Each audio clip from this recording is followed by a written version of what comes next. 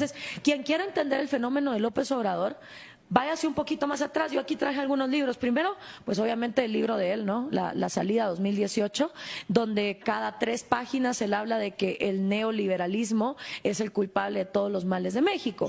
Yo tuve un debate en mayo reciente con Antonio Antolini en otra estación de radio y le decía, bueno, explícame qué es neoliberalismo, porque si nos vamos al concepto, neo significa nuevo y liberalismo pues es una corriente que empezó en el siglo XIX demarcando que el gobierno debería estar absolutamente separado de la economía.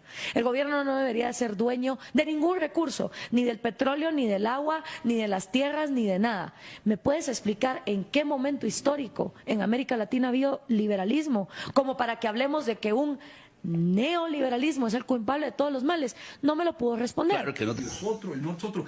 Que no tengo respuestas fáciles. No tengo respuestas inmediatas para dar certezas entonces cerradas. Entonces no vengas a dicotómicas. debates, porque el problema es que uno puede venir a un debate cuando uno no tiene cómo definir las cosas, Antonio. ¿Qué es neoliberalismo? No estamos nosotros intercambiando tazos. No lo puedo responder. No hay ningún argumento. Pero cuando vemos lo que sí ha habido en América Latina, es que ha habido periodos donde a la gente se le ha vendido la idea de que vamos a tener libre mercado, de que va a haber liberalismo, y quien quiera entender qué es todo lo que México no hizo bien, como para que la gente se hartara y votara por López Obrador, pues lo invito a que se lea también este libro, que se llama El retroceso, súper pequeño, de Luis Pasos, donde explica todas y cada una de las cosas que el PRI y también el PAN dejaron de hacer para que México, antes de que este señor entrara, ya estuviera en el puesto 77 en el índice de libertad económica mundial. O sea, antes de que López Obrador llegara al poder, ya México es el país 77. Quiere decir que hay 76 países en el mundo donde es más fácil producir, trabajar, invertir y crear riqueza que en México. Entonces, ¿a dónde se van a ir las inversiones? Ahora, la gente dice que tanto libre mercado, tanta libertad económica fue lo que llevó a México a la debacle. No, ya no había libertad de mercado en México, ya había una cooptación corporativista donde solo los allegados al poder llegan a recibir favores. La única manera de romper eso es separar constitucionalmente al gobierno de la economía. Pero cuando uno le vende a la gente la idea de que hay que separar al gobierno de la economía, te dicen que estás loco. Pero si el gobierno que está en funciones tiene cooptado al Congreso, pues entonces la posibilidad de que esto se separe es prácticamente nula. Imposible. Y aparte porque ni la izquierda ni la derecha en toda América Latina, por lo que yo he visto, está interesada en limitar el tamaño del gobierno a que sus funciones sean solo seguridad y justicia para garantizar los derechos individuales y dejar que la economía corra de una manera libre y que sean los propios individuos votando con su dinero los que decían a quién premian y a quién castigan. O sea, no hay mejor barómetro que el mercado en ese aspecto.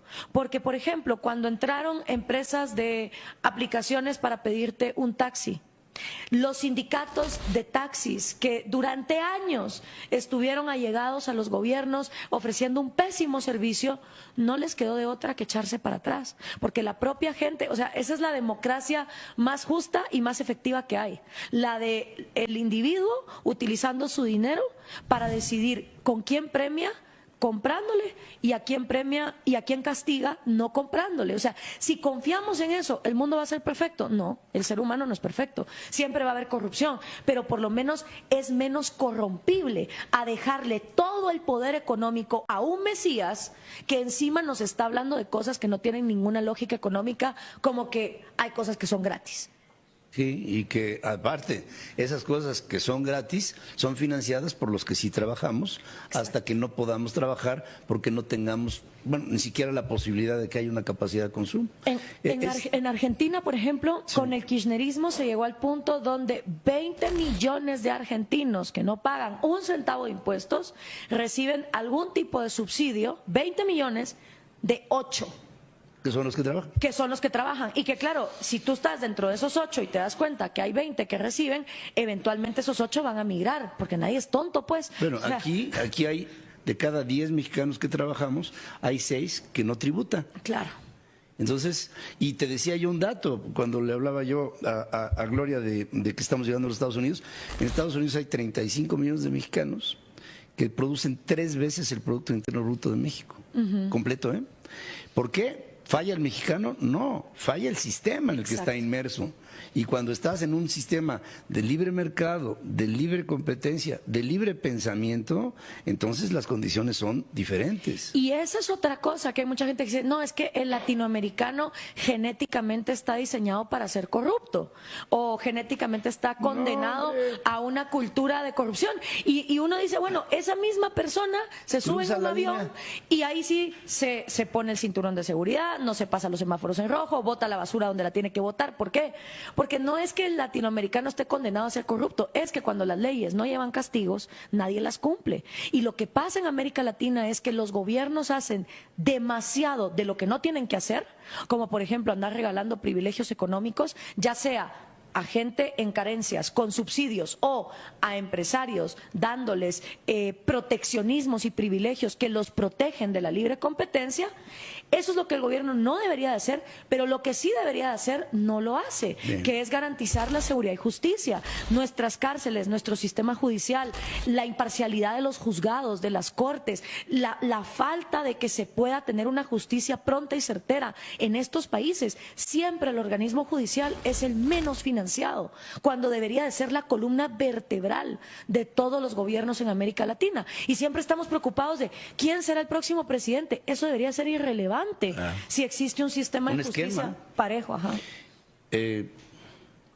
¿Este país, México, ya es socialista? En algunos aspectos sí, y de hecho ya... No, pero es que es como el embarazo. O estás o no estás embarazada. Lo que ocurre es que hay grados. O sea, si nos vamos al mismísimo Carlos Marx, acuérdate que son 10 pasos para llegar a lo que él esperaba fuera un comunismo utópico. Entonces hay grados de socialismo. Y tú lo puedes ver... O sea, lo que te quiero decir, entonces, ya estamos en una escala en donde estamos avanzando en los grados para ser un país socialista. Hay rubros en México, por ejemplo, la educación y la salud se manejan con una lógica marxista, con una lógica socialista, que eventualmente va a reventar, porque no hay manera financiera de sostener a largo plazo lo que hoy se está dando. Además, yo te digo una cosa, digamos, dijiste educación.